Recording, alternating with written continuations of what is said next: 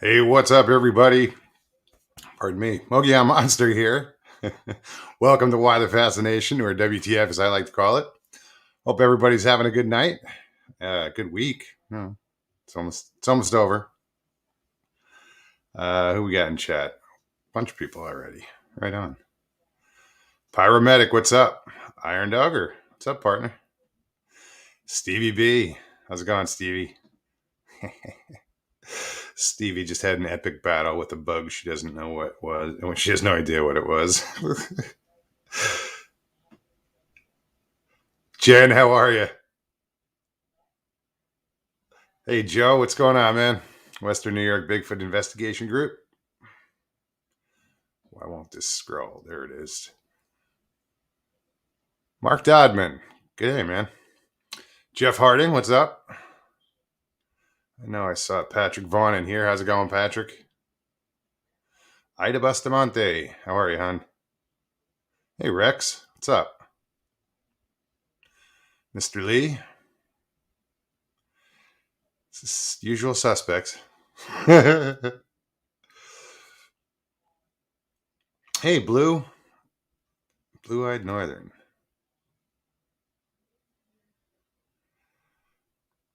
I love watching Joe and Joe go at each other. That's just too funny.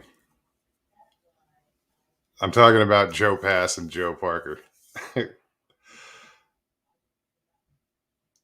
The other night, those two were at each other's throats. It was great because it's all in fun.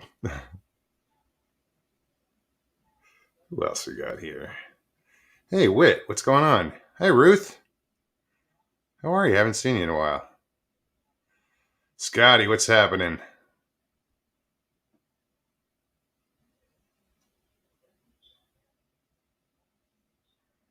I just saw. What did I see? Maybe I didn't. So yeah. Oops. Sorry. It's usual. Whatever you guys want to do tonight. Anybody wants to pop on? Feel free. I will be putting the link in chat. Um, I ran into this guy yesterday. Well, I overheard him say he was from Hawaii, so I just had to jump in and start talking to him. I look for any reason to talk to people about weird shit. So I said, "So you're from Hawaii?" He's like, "Yeah, grew up there." He wasn't born there. I'm not sure where he was born. I think he was born in the Philippines, or I'm not sure. But I brought up the Menehune. I said, "What do you know about the Menehune?" And he kind of smiled, and he says, the Menehune. And he explains some things that, they would put these rocks as boundaries and stuff. And, we got into that. And then I told him about my channel. And he was like, "Oh, I got a story for you." And it was interesting because they were traveling cross country in the United States. I don't know what state he was in. He was a kid. And they didn't know anything about Bigfoot. They'd never heard of it. So they were in some back road farm community, on a back road, and they saw a cow in the road. So as they, were driving up on it, that cow stood up and took 3 steps and was gone. Across the road into the woods. They were like, the kid, he was a kid. I don't know how old he was. I forget.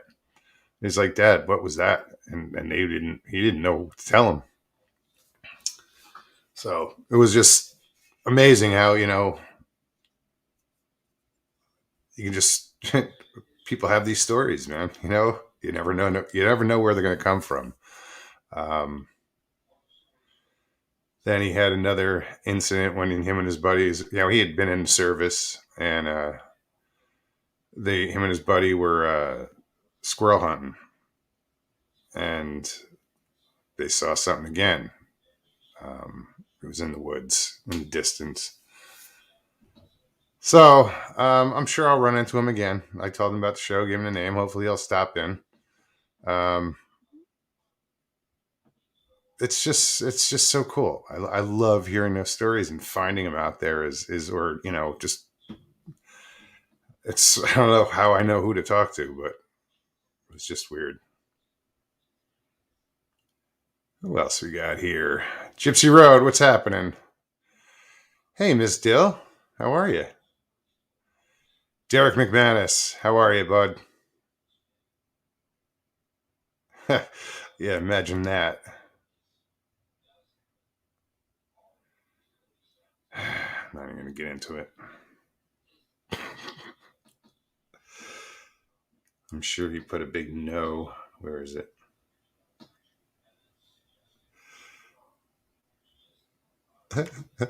Mr. Lee, I insist. I sat up late. Keep trying, Derek. Keep trying. Florida Lone Wolf, what's up, man? Good to see you.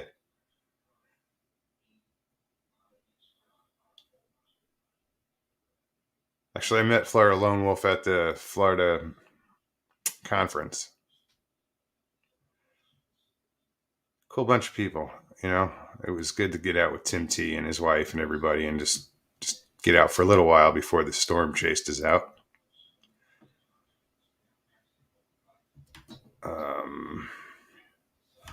All right, I'm not going to sit here and babble all night. Here's the link is in chat if you want to use it. Feel free. If you guys, I hope you guys checked out Beast TV tonight, Mark Newell's channel. They had some good. He had a good guest on there. They had some interesting uh, investigative tactics. Be it paranormal or kind of Bigfooted, stuff too. Yeah, I don't know. I just wouldn't put money on that, Derek.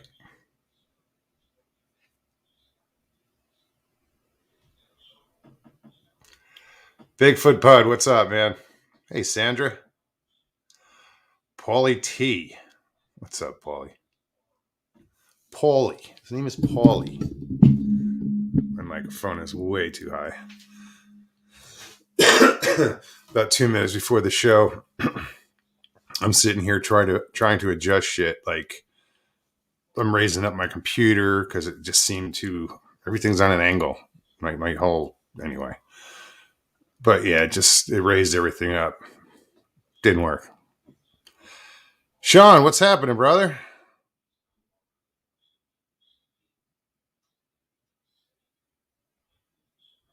Good to see you. Sorry, I'm reading at the same time. Miss T, how are you, Terry? 7 minutes late.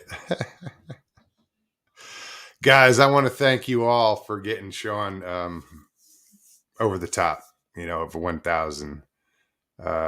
Awesome job. Thank you. I know Sean thanks you as well. Yancy, how are you? Officially Forest of Monsters, what's up? Just trying to read.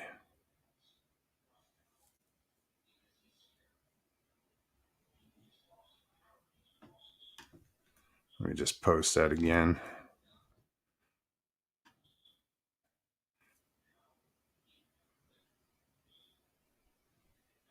Oh, crap. They're talking football.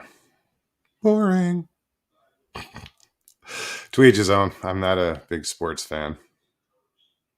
I mean, I can follow it. I know all the rules and shit, but I just get bored with it.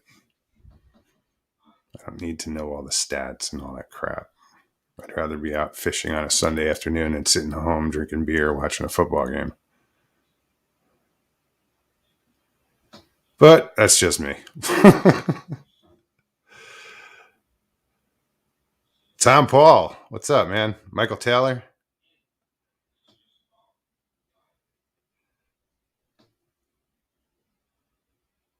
D.A. Roberts on YouTube. Hmm. Hmm. What's up, I'm a Putz?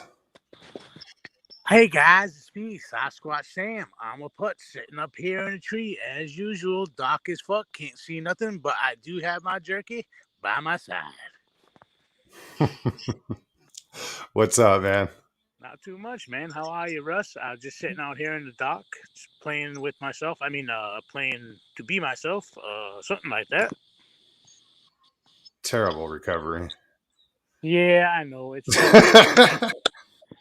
It's tough being me. It's much easier being Lockbeard. He's just so much of a valiant soul. Rides around on a rum keg, pretending not about nothing, doesn't care about nothing, doesn't care about nobody. Just as long as he's got an eye patch, a plank to make somebody walk down, he's a happy soul. A plank to walk down. Oh man.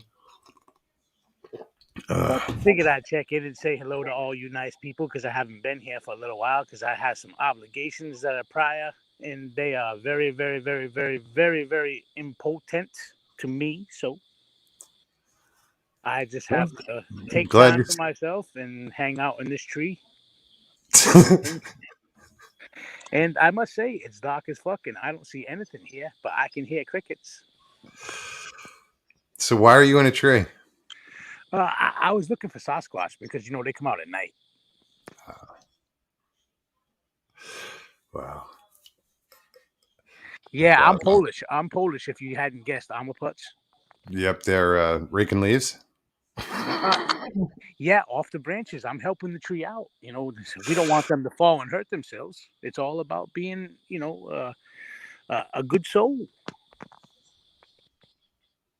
Well, help those trees out. I'm starting to wonder, Sean. Hey, can you hear the... Here, I'll show you. Sean wants to know, is he a peeping Tom? If I was peeping at another tree, I might be.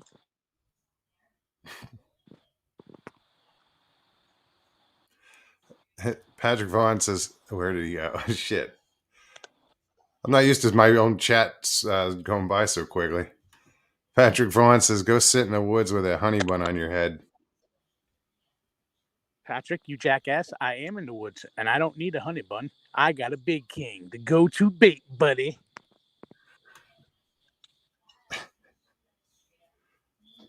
Who else walked in? Yeah, no, I'm sitting out here on the deck. Miss Dill says, anyone got night vision with a scope for I'm a Putz? Wow, Miss Dill, really? I thought me and you was me and you. You want to take me out of this tree?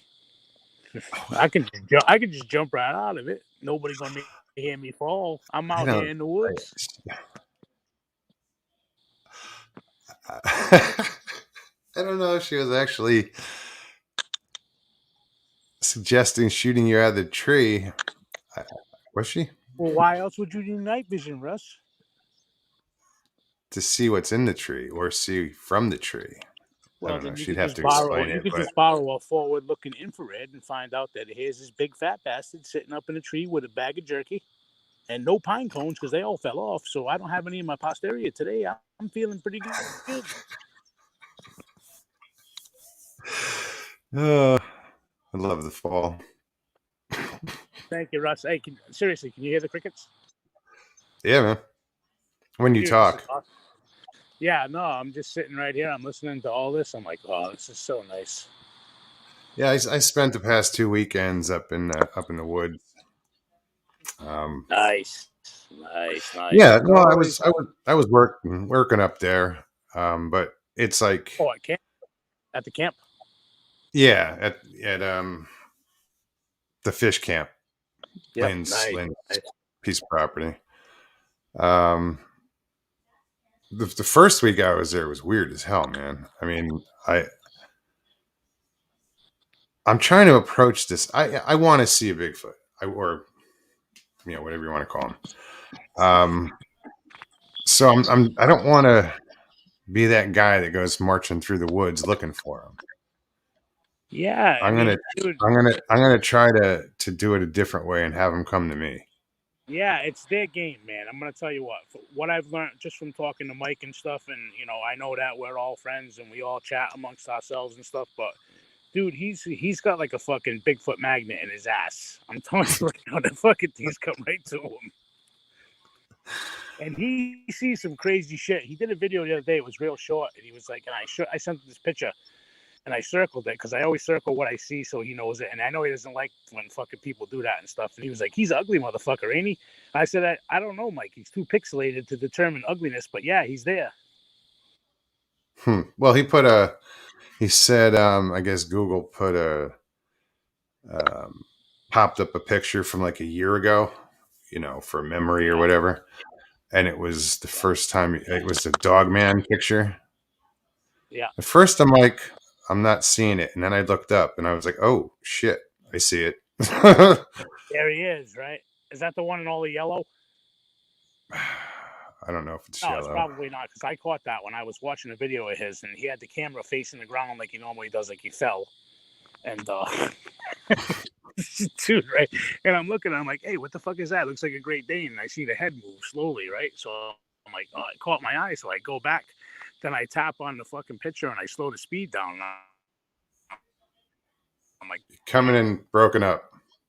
Look at that motherfucker. That thing's sitting right there. And yeah, sorry, I was just still a lot of leaves on these trees. This Pollock ain't got them all out of there yet, so we get clear signal. yeah, staring up at the stars. Excuse me. I'm not too happy about this batch of jerky. I gotta say, it's a little too chewy. Isn't it supposed to be? No. What are you chewing on? What are you chewing on? A belt?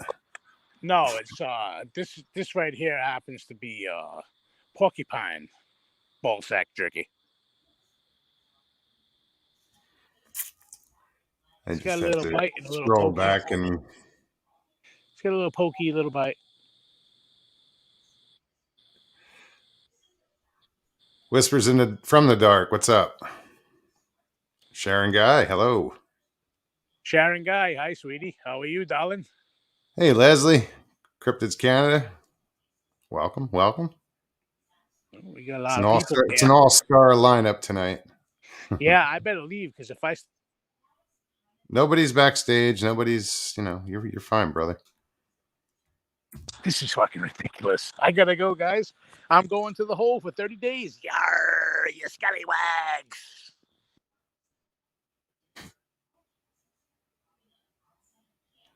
Boy, thank you. I just had to put the link in chat. I don't know why you left in such a hurry, dude. You could have hung out.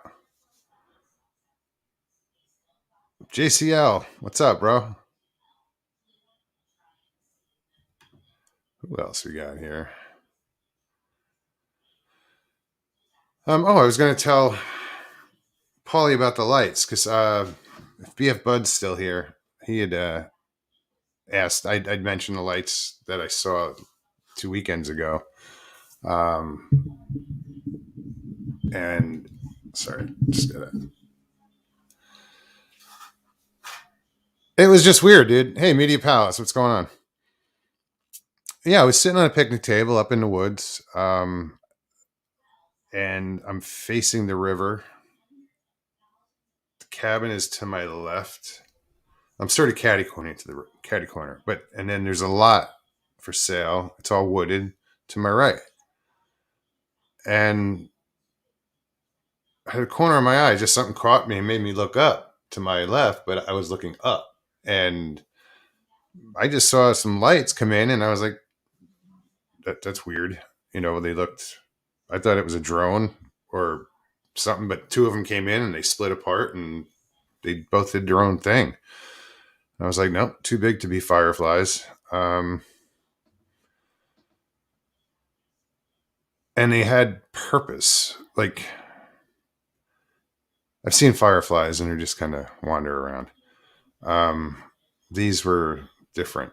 and I had no idea what they were, but they were bigger than fireflies, different color. They were white, and they were up in the top of the trees, and then just a little below the top of the trees. So that's where I knew it wasn't a damn um, drone, because it would have had to come through the leaves.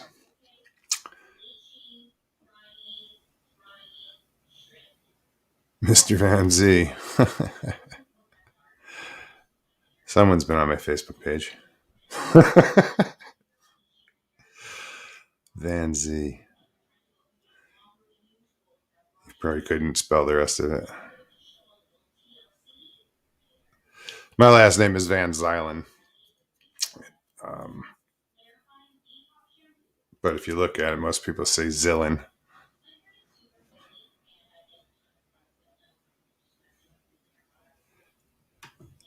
You know, Iron, yeah, I don't know what it was, but I know they were lights. That's all I know. But it had purpose. Oops, my light just went out. How weird is that?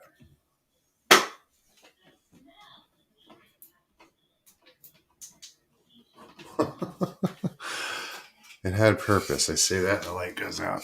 Hold on, guys. I'm gonna plug this back in so I find it. I'm reaching for shit with my feet.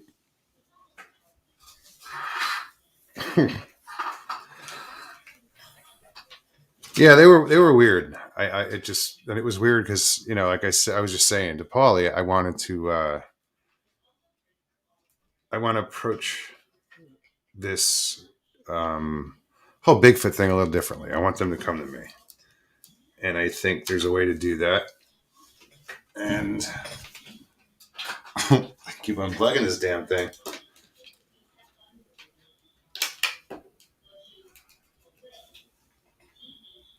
This is going to be bright.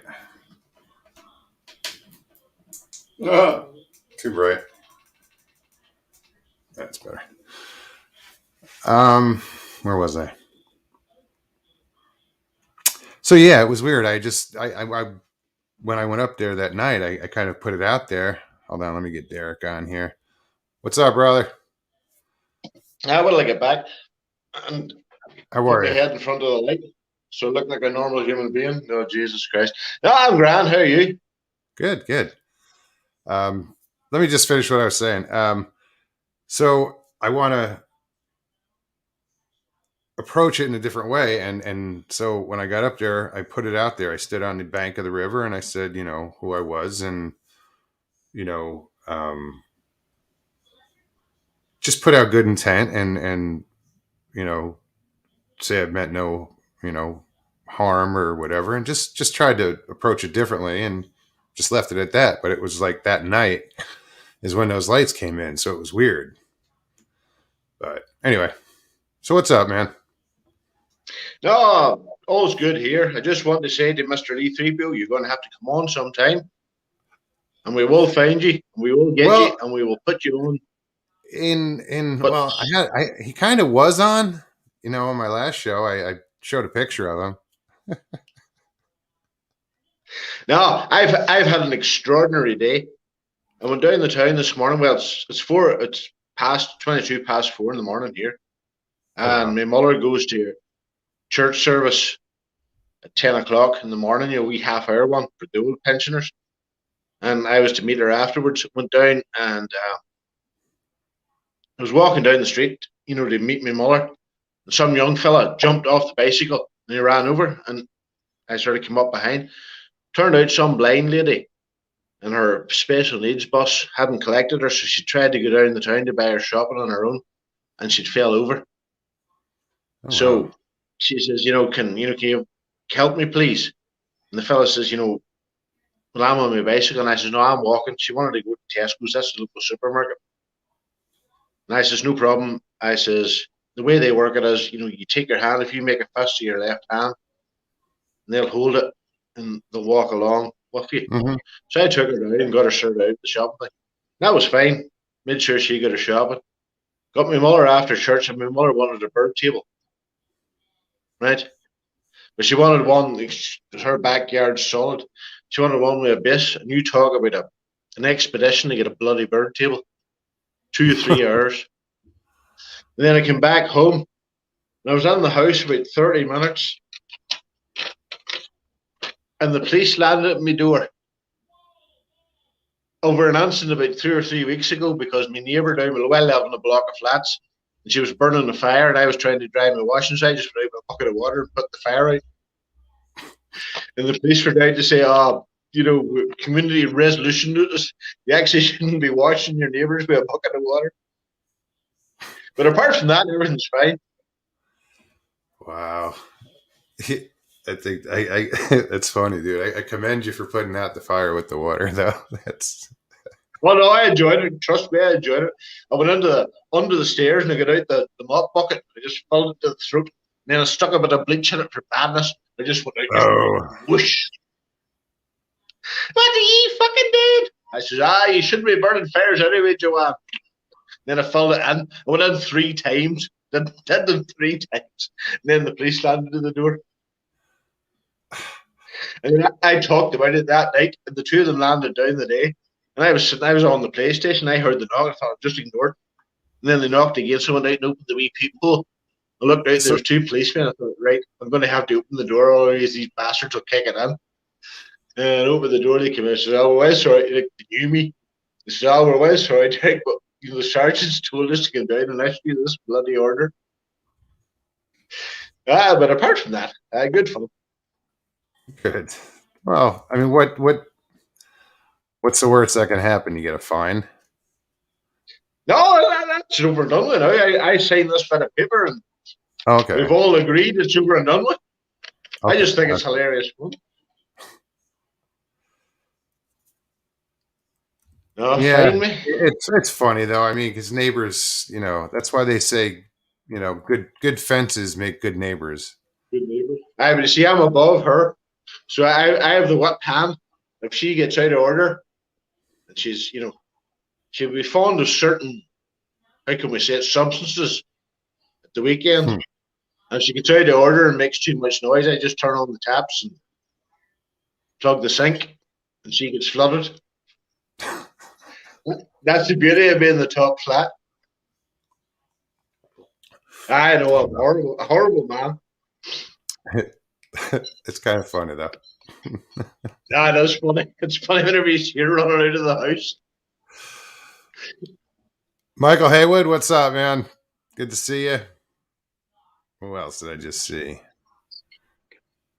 Bigfoot and on. I thought I saw him somewhere. Hey, Nikki, what's up? Harry Man Hoaxes and Hoodwinks. If you guys haven't checked out that channel yet, do. Let me see who's at the bottom.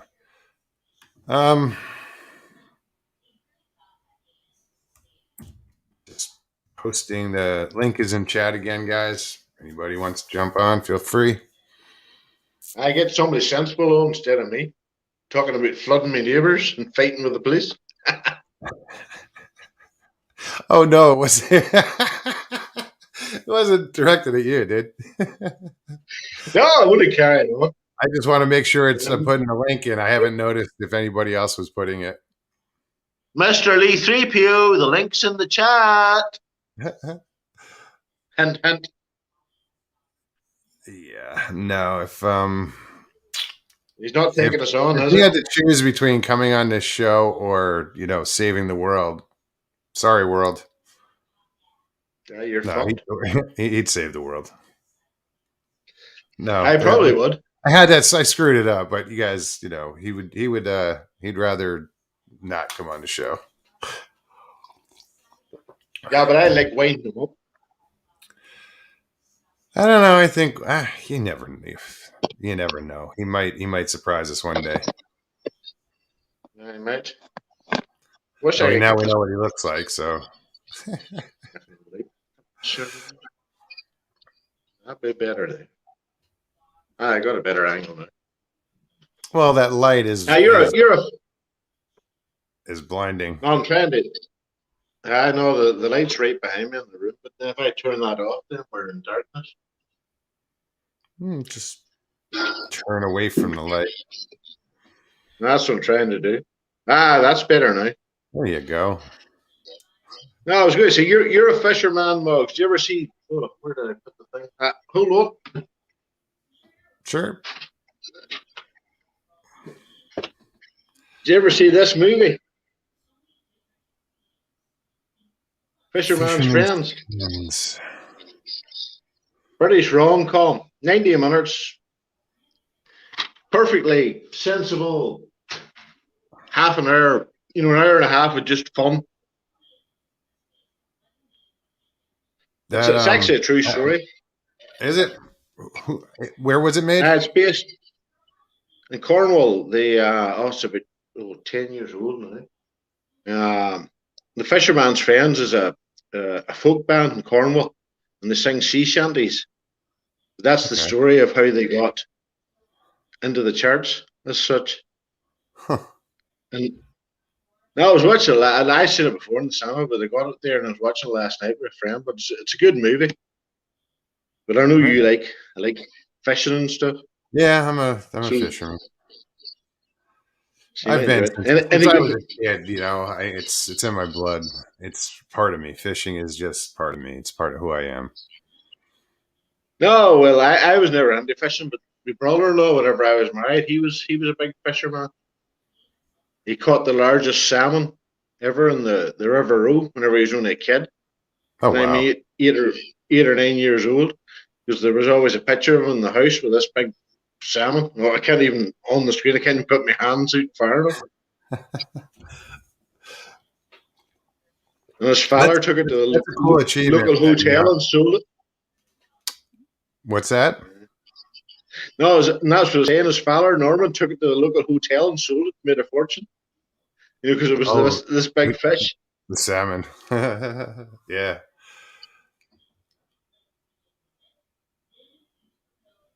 Hey, Leighton, what's up? Apparently, I look like one of his old gamer buddies.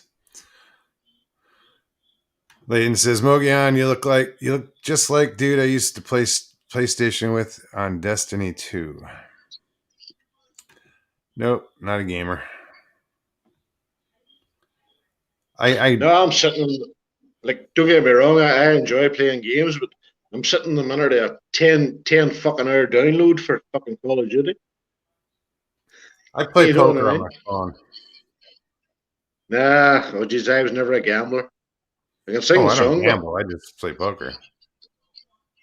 You're like my fella. My fella, my late fella.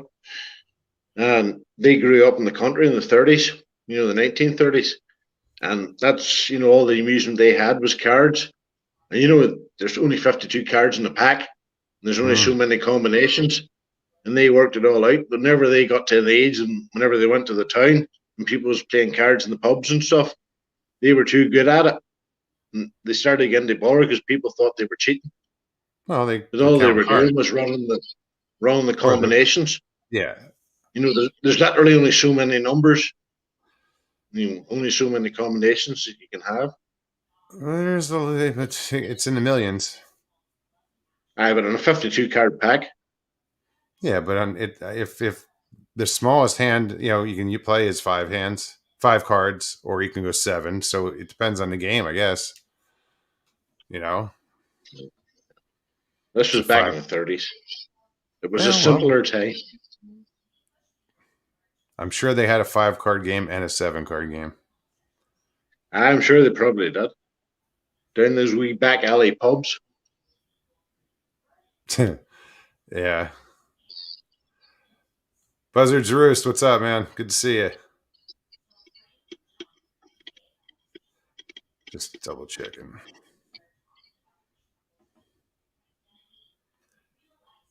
Let me post this one more time. I get somebody more sensible then. I thought somebody more interesting. Pioneer 2 involved. I would flick it up on the PlayStation. Yancey, what's happening? What's happening? How are you? Good, buddy. How are you? Good. There we go. I gotta figure this thing out. Where am I? There we go. What's up, Derek McManus? Hey, Yancey. Good to meet you. You too, brother. Where are you, Ireland? Northern Ireland, Limavady. All right. Home of the famous song, Danny Boy. Somebody's got their YouTube on. I'll turn it off now. Let me look. I'm new at this. Is that better? Let's see. That was me. That was me with the echo. Right. Don't worry about it. I just had my volume way up. Still hearing something. Did you say Northern Ireland? Northern Ireland, Limavady. Home of the famous song, the world famous song, Danny Boy. Love We it. set the music in Limavady. Yeah, I've got a lot of Irish in our family. That's what I'm told. Cryptids Well, Canada. Nearly every American I met's Irish. Yeah. It just goes to show that Oh yeah, no, we gotta go way back. back in the day we were. Yeah, we gotta go It's back. kind of- Jump It's off. kind of. Go ahead. Sorry, Mom. That's all right, man. Cryptids Canada just says she said I'm Irish, but I believe her maiden name is Ireland. No, I know people's called Ireland here. Yeah. We live across the road. To be honest. Yeah, So she it's even not just- that she even unusual. just said it. Her maiden name is Ireland. That's awesome. I'm getting there's somebody's still has YouTube on because I'm getting a feedback. I can hear it. Oh, the bloody. I don't have it on. Hold on, I turn the PlayStation off. That might be the problem. Or maybe that's what I'm hearing. All right, that's gone. That should be gone now today. Didn't I say hi to Bat Mom? Sorry, Stevie. Oh, I get Stevie on for a carry on. She's always good for a bit of crack. Yeah, where is? Well, she knows how to get on. I'm just gonna keep putting it out there. I keep slinging it up. So, Yancy, whereabouts in America are you from, mate? I live in Utah, Rocky Mountains. Right? Oh, Jesus, that must be spectacular. Yeah, it's pretty awesome. I got the woods right in my backyard. That No, is. well, we have mountains behind us, but they're probably not mountains by your standards. They're probably only hills. But I live in a valley, Mm-hmm. and it's surrounded by mountains, and the river runs through it. And it's a great thing because sometimes the weather comes in, and we get pissed on. But a lot of the time, because the way the mountains are, they keep the weather out. You know what I mean? So we have a, we have better weather than, Northern Ireland's a small country and 15 miles down the road. Mm-hmm. But we have, because of the way that we are sheltered by the mountains, we get better weather. Less rain, less wind. We just had a storm that came through here like crazy. I mean, it was lightning. It was like Florida lightning. It was ripping. Trees were flying around. I was afraid my fence was going to blow away. It was about 70-mile-an-hour winds. It just came through real quick. But, yeah, so I'm at about 4,700 feet. And then I got property at 7,000 feet. And then our peaks are at about 9,000 feet. You can go up as high as 11,000, but yeah, it's a half hour for me to go from. It's similar to Arizona. Yeah. You can climb altitude pretty quick. Yeah, I lived at 3,600 feet, but then Sedona, Arizona was like 4,000. Flagstaff is 7,000. Yeah, people don't understand that about Arizona. They don't know that. It's all about elevation. And it's not all desert. There's amazing forests in Arizona. Oh, Flagstaff. So my cousin lives in Flagstaff, and talk about a beautiful area. Yeah. I mean, crazy. Yeah.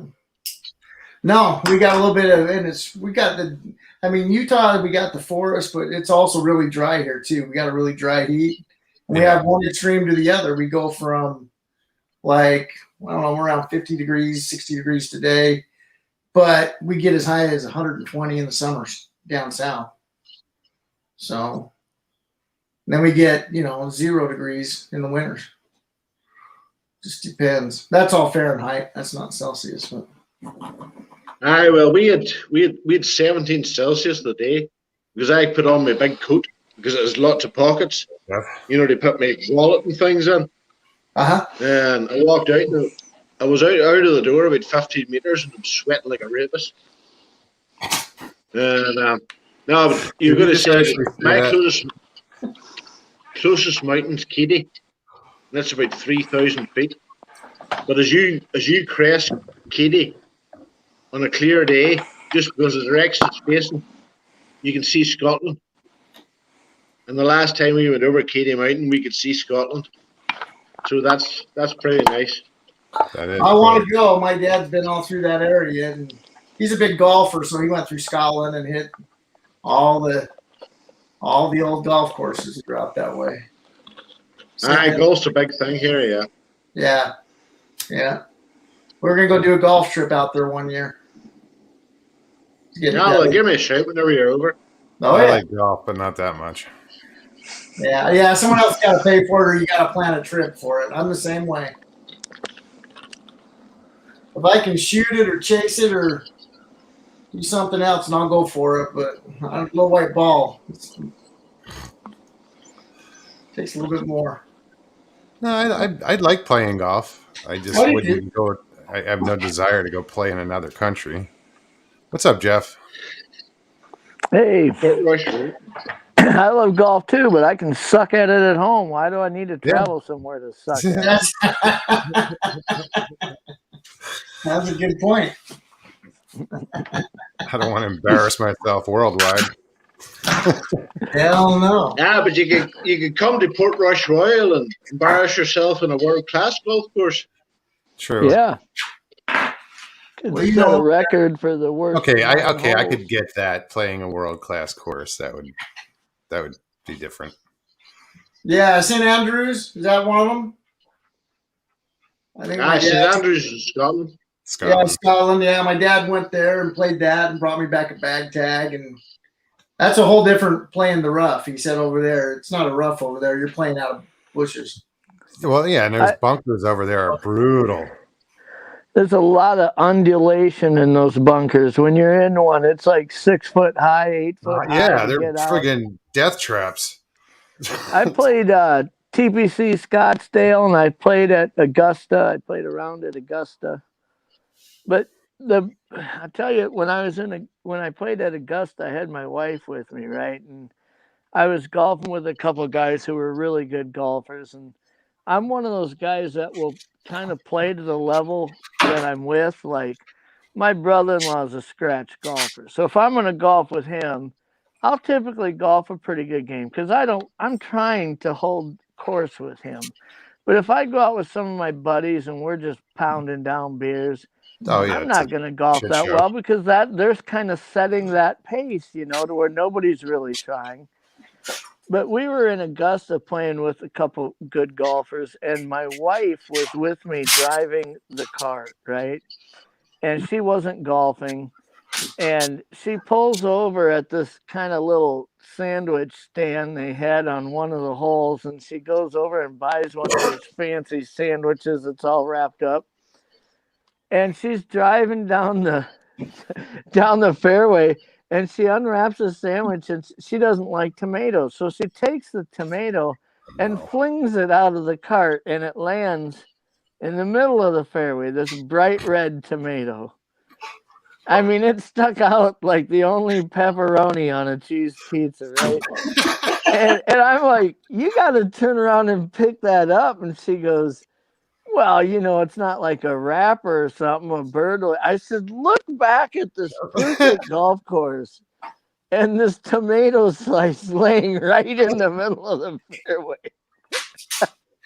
She said she was trying to fling it way over to the weeds, but the wind caught it and blew it back to the fairway. But now you mentioned TPC course. How many TPC courses are there? I just have played the one in Scottsdale, but I don't know if there's 2 or 3. I know there's Sawgrass. I think Yeah, that's on there's Long TPC Island. Sawgrass, TPC Scottsdale, and then I don't know. It seems like there's a third one, but I don't know. And I only know that because I used to on Xbox would play Rory McIlroy golf on there. I remember on the course selection there's a couple of them. A lot of people don't even know what TPC stands for. It's the player's choice. Mm-hmm. Most people don't know that. I got spoiled. My old man took me when I was 30. I mean, again, he loves golf, so he paid for a lot of advertising with a company one time. So they took us. We got to play the Links of Spanish Bay in California, Northern California, and then Pebble Beach. It was awesome. And wow. It was. I just got lucky, but that was, you got to have invitations for those. Just got spoiled on a couple of those trips. I didn't play when I was like. I didn't start playing until late. I started working for a country club, and I was in the maintenance department, but I was friends with the caddy masters and everybody. And one of the guys in my department was an avid golfer, and he played all over the world. And he kept telling me, "Come out and play, come out and play." I was like, "I can't. I don't belong out there. I'm not going out there." So I would just spend hours and hours in front of our garage next to the driving range and just hit balls. Rain, snow, didn't matter. I'd have to hide when when it was. I'm not a damn guest or whatever. And finally, I was like, okay, I'll go out, and that's how I started. But that's all I did was just hit balls. I'd go and grab the caddy master gave me one of the semi pros gave me like 2 clubs, a 5 and an 8. So I'd use those, and I'd go and he'd hand me another club, and I'd go practice with that. And finally, I was like, dude, I need another club. So he gives me a 5 again. I'm like, no. He goes, hold on. He goes down. He brings out a whole set, brand new set, because I shoot lefty. Oh, yeah, and he it was a set of Yonex. They're Japanese, but so that's how I got into golf. And are you right-handed and you play left-handed? Yeah, baseball, like batting, hockey, anything that you requires to swing, is from my left side. Well, are you left-eye dominant? One of my boys, he's right-handed and he's left-eye dominant, and that's why he does it. No, actually, I'm right-eye dominant. Huh? That's crazy. That's awesome. I don't know why I can't swing a bat righty to save my life. Really? Yeah, funny thing is, I'm the same. Whenever I'm eating, I have to switch the knife and fork to the other side. When you're eating? That's just the way I go. Huh? No, I know you put your fork to one side, to the left-hand side, and your knife to the other. Whenever I sit down to eat, I have to swap them over. I can't work the other way, but I'm right-handed. Well, just strange. The crazy things we do, huh? Yeah, no. The world's a strange place. When I was a kid in the 80s, in the middle 80s, when I was in junior high, we lived in a house that was right across the river from a golf course. It was more of a creek. And my friends would come on Friday nights, would spend the night at my house, and about midnight, we'd do our faces up in black face paint and put on all black clothing. And we had a inflatable raft we bought at the Army surplus store. We'd inflate that up, and we would like Navy SEAL across the creek. We were like 12 and 13, and we'd drag this raft across the fairway and throw it out on one of the ponds, and the whole pond was like chest deep. And we'd just swim around for golf balls, and we'd fill this damn raft full. I mean, we'd have 700-800 balls in this raft to where you could barely pick it up, and we'd drag it back across the fairway about 3 a.m. and go back to my place, and we'd spend the rest of the night washing these balls and scrubbing them up, making them look new. And my dad worked for the phone company, and he would go around all these different businesses, and he would bring these balls by the paper lunch sack, a dozen in each one, and he'd sell them for us for like $3 a dozen. Shit, we'd make, you know, $200-300 a night as 13-year-olds, you know, swimming the golf course getting balls. I mean, it was awesome. My dad used to do the same damn thing. No, that's everybody must live next. I had the same thing. We used to sell them we put them in egg cartons. Yeah. And there was one hole that we could always get them on up in Mount Ogden, and it was hole number 3. And everybody shanked them in the trees, and all you had to do was be the first one there the next day, and you could pick up a couple dozen a day. We would wear like black pants, you know, just old pants, like tactical type pants, but eventually we learned we had to start rubber banding them at the bottom because there was crayfish in this pond, and they'd shoot up your damn pants leg. I mean, they'd shoot way up your pants, about pinch you right in the ball sack. And you'd be out there swimming, and you know, every night it happened once or twice to somebody, but you aren't thinking about it. And you're standing there with your foot out, and you can feel it's funny because maybe you guys notice this too, but the golf balls, they settle like 3 or 4 in one, like right in one spot. Like they just roll to that one little spot, right? The low spot. And then 3 feet away, there's another 4 or 5 golf balls right in one spot. So being chest deep, you just wade with one foot out in front of you and kind of sweep it left and right until you felt where there was a cluster of balls, and you'd go under and grab them and come up. Well, you'd be walking around with your foot out in front of you, and a crayfish would shoot up your pants leg. And you know, it's dark. I mean, it's at 12, 13 years old, it feels like you're being attacked by something. I mean, it really catches you off guard. You grab it and you're crunching it, freaking out. But there's no way I want one of those crawfish going up my pant leg near my nutsack. That'd scare the hell out of me. Well, we just started rubber banding the bottom of our pants leg, so it didn't happen anymore. No, that freaked me out, man. Yeah. I mean, there's snapping turtles. There's snapping turtles in the pond. I'm not afraid of those. I'm afraid of a damn crawfish shooting up my pants leg. You know? All we got's carp. We had some ponds on at the country club, and there were some good sized snapping turtles in there. And I used to go out there and fish the ponds, and I found that this one snapping turtle would always come around, but when I was fishing, you know, it would come over to me. It was weird. It would stay in the water. So I started like catching sunfish, and I'd catch a sunfish and just, you know, knock it out and feed it to this turtle. So I go out there one day with the caddy master and somebody else, and we're fishing, and I see the turtle coming. So I'm like, hey, watch this. And I catch a sunfish and knock it out. I said, you know what? Here, I gave it to the caddy master. I said, just hold this and, you know, towards the water. This turtle came over and it hit that fish so fast, and I knew it was going to happen.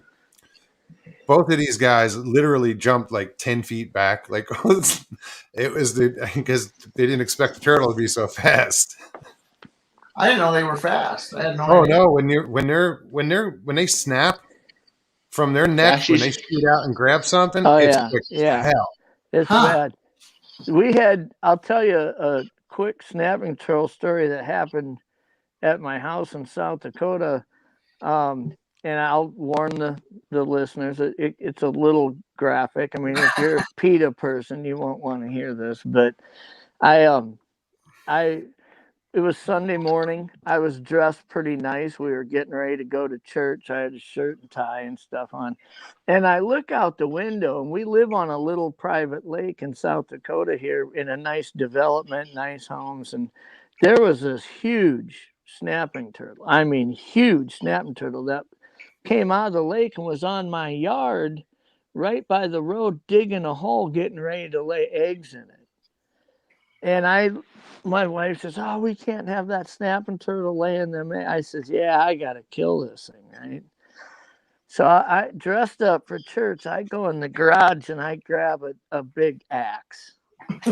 And I walk out there and I'm looking at this thing, holding the axe out. It's snapping at it. And I'm like, there's only one way to get this done. So I start cleaving the shit out of this thing. I mean, I'm chopping wood. I don't want to hear this story. Fuck the people, PETA people. And as I'm doing this, the neighbors drive by in their brand new Cadillac SUV, and they got little kids that are pie-eyed looking out the window at me doing this. And afterwards, I threw this thing in the weeds, and I came up and I told Johnny, I says, we got to get out of here and get to church because I have a feeling the sheriff's deputy is going to be coming over. These people, I mean, they were freaked out that I was doing this. But, you know, it's a little lake that we swim in and stuff, and I just assumed not have snapping turtles. Had I had more time, maybe I would have tried to trap it and bring it to the river and let it go somewhere. But you know, the thing was getting ready to lay a couple hundred eggs or however many eggs they lay in there. And then we'd have a couple hundred of them in the lake. And I really wasn't down for that. So will they bite you? I have no idea about snapping. Oh, shit, dude. They will take your finger off. Oh, really? Off. The bite force that they have is like incredible. And the tips of their noses are like angled down, so it's like not just a vice grip, but a vice grip with two downward and upward angled claw on it, so that when they do bite, they will puncture through the skin, and once they're locked on, you can't get them to let go.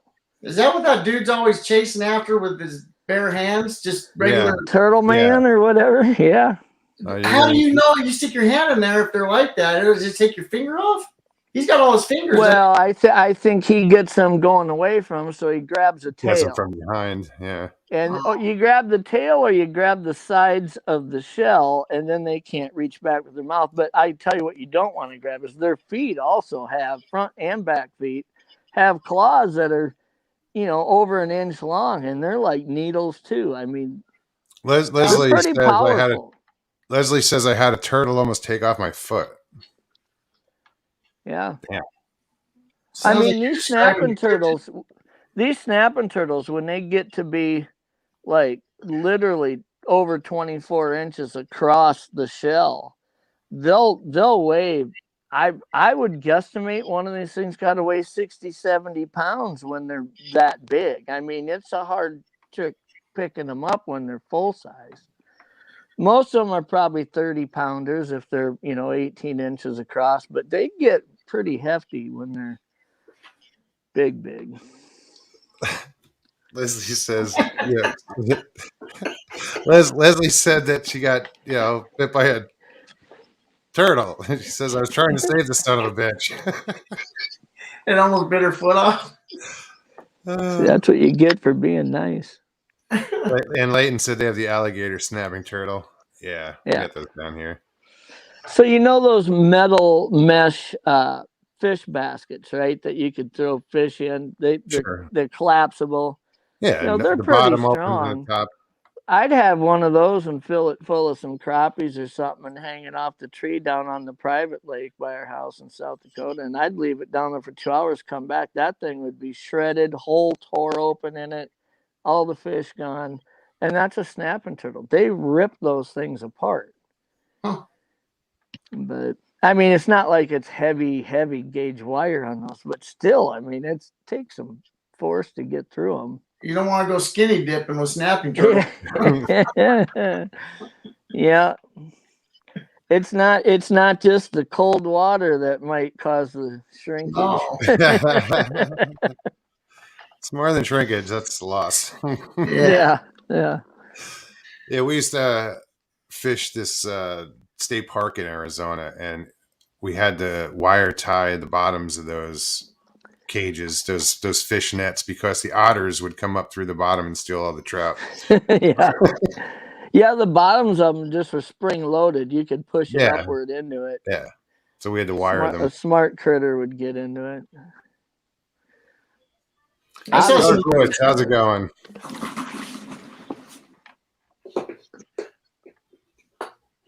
Paulie didn't stay long tonight. No, I was Well, surprised. he'll probably be back. He'll be back as Patrick Vaughn. What's that about Patrick? I said Paulie will come back as Patrick. I seen Patrick put in chat earlier. I'm going to come on some night as Paulie. I would love to. I'd pay to see that. Put on a wig and slap on a mankini and put your name as Paulie T. So I got a question. So has Mr. Lee never been seen? Like never joined one of these? Is that the? He's in all the chat. Nicest guy ever. Yeah, he shared his real picture one night on here. Somebody had posted. He changed his avatar to his real picture, and kind of blew me away. I wasn't. You see his cartoon one, and then you see his real one, and big beard and. Huh. Mr. Lee's a gentleman. We'll track him down sometime. Yeah, good guy. I'll get him at some stage. If it's not fucking for Halloween, I'll get him for Christmas. I told him I'd give him $100. Halloween would be a good time for him to come on, but it's, we put on a costume. Wouldn't know it was him. I told him I'd give him $100. And I might call in a few favors and discover where he lives, just for badness. I told him I'd pay him if he'd come on and sing karaoke and sing "Do You Really Want to Hurt Me?" There you are, Boy Mr. Lee Threepio. $100 to come on and sing karaoke. Jesus, I'll sing karaoke with you for $5. God, what I'm easy, bud. What a good-looking chap. Yeah, I could be related to him. Yeah, he looks like a pretty smart fella. I think he thrives on the mystery. He's got Squatch and Cowboys shirt on. Yeah, that's okay. I did see somebody say he's wearing the shirt. Well, he's over there. Yeah, but he's always on Kerry's channels and Danielle's channel too, as well. He's a good fella. Yeah, I've seen him everywhere I go. So many channels have him. So many channels have him modding for him. Yeah, he does mod a lot of channels.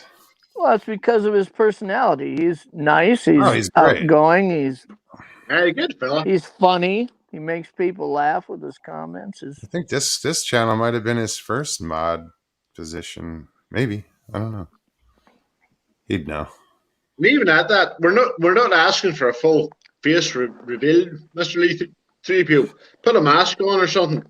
Just jump on something to come on camera. He can turn the camera off. He'll look like this. And what sucks is having a whole Mr. Lee show here, and Mr. Lee won't come on it. I mean, come on. He could come on like this. He doesn't need to. You're under pressure now, Mr. Lee Threepio. Just jump on. If everybody in the live chat just keeps egging him on, maybe he'll break under pressure. No, we'll get him. We'll get the wee bugger. Don't worry, we'll get him. Eventually. I mean, getting Mr. Lee on video, it's about as hard as getting Sasquatch on video, really. True enough. You have a better chance of getting Sasquatch. Probably. I mean, even if he turned his camera out of focus and we got a Blob Lee on, it'd be better than nothing, right? So yes, you did. I think. See, he says it. I will not break. I will not.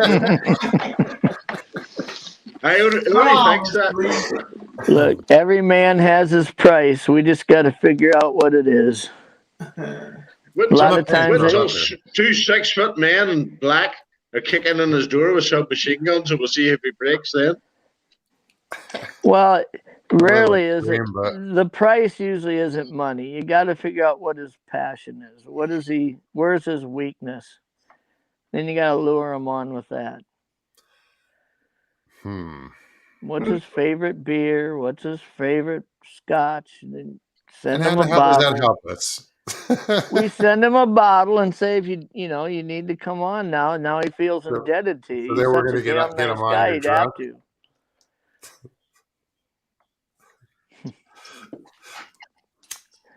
I like a drop of the Bushmills, but to be fair, Bushmills is only. Can you see my thumb? Bushmills is only 20-something miles that direction to the distillery. Bushmills. Always like to get a See, wee bottle at Christmas. If we send him a brand new glass water bong with a little package of greens, something fancy, something exotic for his region that he can't get his hands on. I don't know. Well, if he's in London, send him an AR-15. You can't get guns in London. Yeah, you're not supposed to get guns in London. Send him an AR-15. That's awesome. Ida says Mr. Lee is waiting for his official Mogs bandana to come on.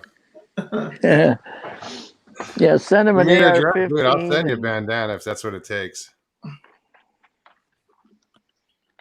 A pink one. Send him a pink one. I wore a pink one. I just remembered this. Yes, you're right. Tuesday night you had a pink one on, and nobody really said shit about it. No, I didn't. Usually you catch a little bit of flack, but it was breast cancer awareness. It's 2021. We're all in touch with these feelings. It wasn't about feelings. No. Oh, yeah. Must be 5 years now because of the COVID. But me and my friend Paul, and we went down to stay in Galway for a week. We got lovely accommodation, no problem. But you had to walk down past the canal, but you had to cut through the gay place. You know, they were having their Pride Festival and all. Not fair play, you didn't have your Pride Festival. Mr. Lee wants to know if I'm dressing up for Halloween. Yeah, I'm working on that. I'm not sure what I'm doing yet, but I'll be doing something. Halloween's what, on a Sunday? Halloween's on the Sunday. Yeah, it's not on a Tuesday, so I'd have to do a Thursday. Nah, Thursday Halloween show. That'd work. So my wife ordered her costume. She got on Amazon. Uh-oh. And she ordered a Bigfoot. So it's just a big foot. And she has her head sticking out of it. You can find it on Amazon. It's like $50. So I'm like going to my hunting gear. I'm gonna be hunting Bigfoot. So it should be good. That is funny. You put Bigfoot on Amazon. They got these bare feet that you can put over shoes that are just big feet. They're about that big. What? Real says, I'm feeling that you guys are needing a private room with Mr. Lee 3PO. I'm going to speak with some non-loving Star Wars fans, actual men. How does that mean? To the crazy Canadians. I know lots of men that are big fans of Star Wars, so look up Gary Nedrotic or Type 42 podcast or whatever. It'll not be hard to find fans of Star Wars if you want to go on the internet. I love that movie. Which movie? Which one? Star Wars. Which one? The original. No, the original, man. Yeah, the first one. The beginning. Yeah. Yeah, 1970. I think it was 76 or 70. 77. I got the shirt. 77. Yeah. Use the Force, Luke. Yeah, that was cool. Where's Gypsy Woods? He's probably got a heart on right now. We're talking about Star Wars. I loved all 6 in the series, and then I loved the peel-offs like Solo and the different individual type ones that they did. I really liked watching all of them. The problem is I don't know enough about them, or I haven't watched each one 15 times to where I'm good at geeking out about them. Like if we were to start talking about them, I love listening to people do that because I'm familiar with all of them, but I just can't hold my own in a geek out fest on Star Wars, Yeah, I have. My boys can. The first original one, Star Wars is the best. But if you actually watch it, and you can search on YouTube, the Death Star run is beat for beat the Dam Busters movie from 1953. And they do, there's a thing on YouTube where they do a side by side, and it's literally the same movie. And what's it called? But to be fair, George Lucas says he was inspired by, the Air Force battles of World War II. But, it's funny whenever you see it, just literally put side by side, and it's the same. And what was the name of that movie? Yeah. Dam Busters, 1953. Dam Fucking Busters? Americans. Dam Busters used to be on, whenever I was a kid, Dam Busters used to be on every Christmas, because it was Jingle West is British. This is what we did and did. Gotta show off his. Here we go. Here's Gypsy with his lightsaber. Here we go. Such a nerd. One of the things that I really liked about the peel-off movie Solo was it told you the story of how Han's relationship became with Chewbacca.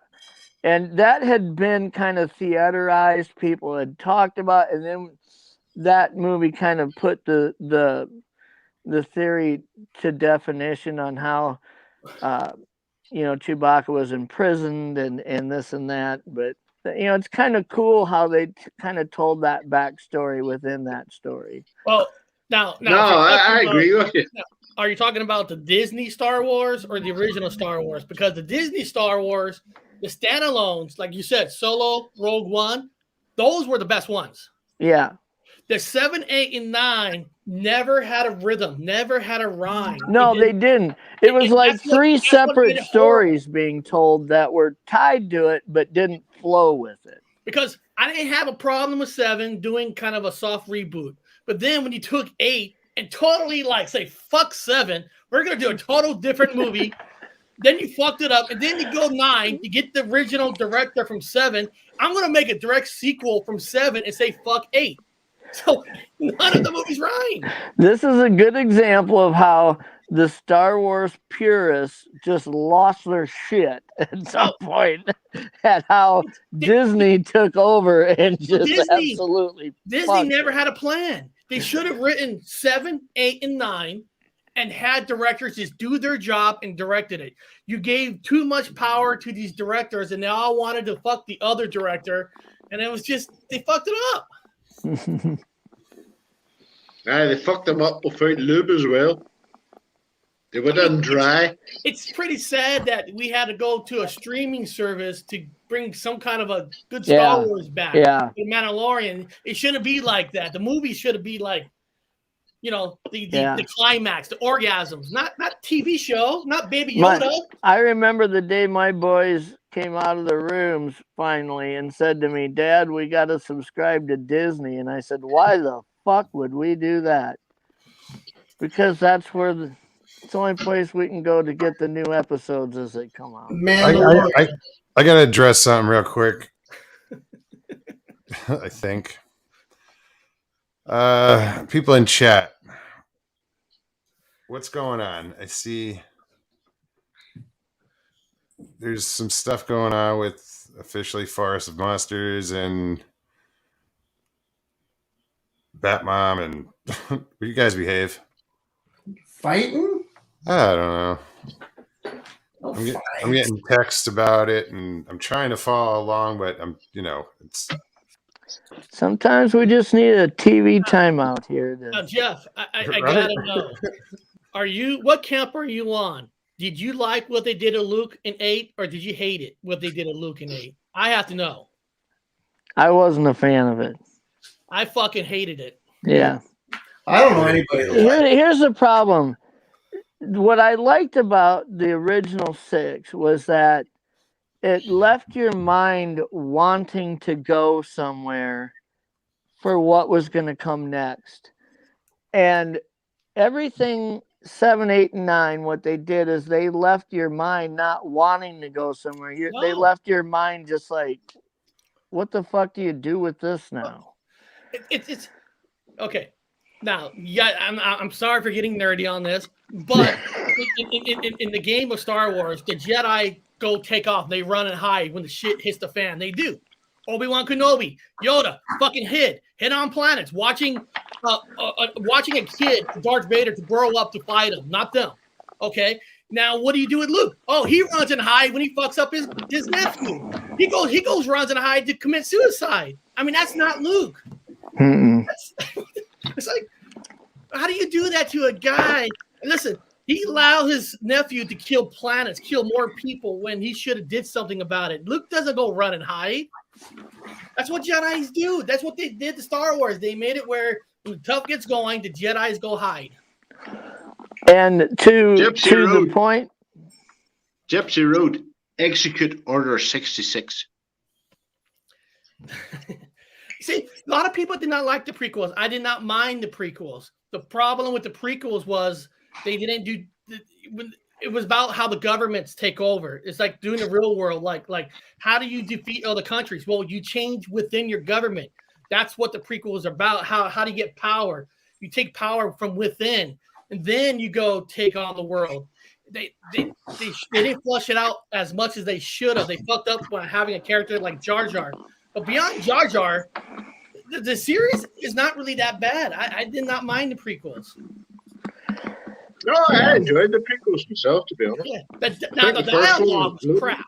George Lucas should have not directed them. He could have. He wrote them. He should have let somebody else directed them. But he directed the prequels. And that was the part of the problem. Even with the original, but it was his wife edited the original and made it into the movie it was. With the original, he only directed the wait. Star Wars. You got to answer a question for Stevie. She wants to know what the fuck is a Jar Jar. Jar Jar He's a big alien with Jar Jar Binks nappy was ears. the most stupidest character they ever created in Star Wars. Jar Jar was a dumbass character. He's that goofy. I don't know how he talks. I can't. You know what I love about when people start, and I use this term affectionately, okay, but when people start nerding out about, something like Star Wars, right? It's almost like when a bunch of guys start talking about football and they're really getting into the conversation of a game, and then in the middle of it, somebody asks, almost as a way of grenading the conversation, so how many points do you get for a field goal? Or, they'll do something that just kind of makes everybody go, what? So when you get people nerding out about Star Wars, it's so fun to just, as somebody kind of coming in from the side, say, I still ask a question that makes everybody go, what? Wait a minute. I still have the original Star Wars VHS uncut when it was actually owned by CBS Fox. Uncut. Han Solo shot first. Yeah, Han Solo shot first in this one. Yes. I am so lost. Yeah. No, really. I find one of the things that I find most intriguing about Gypsy is that he not only has a pretty good knowledge base about paranormal, Sasquatch, UFOs, whatever topic across the paranormal spectrum you want to get into, you seem pretty well versed.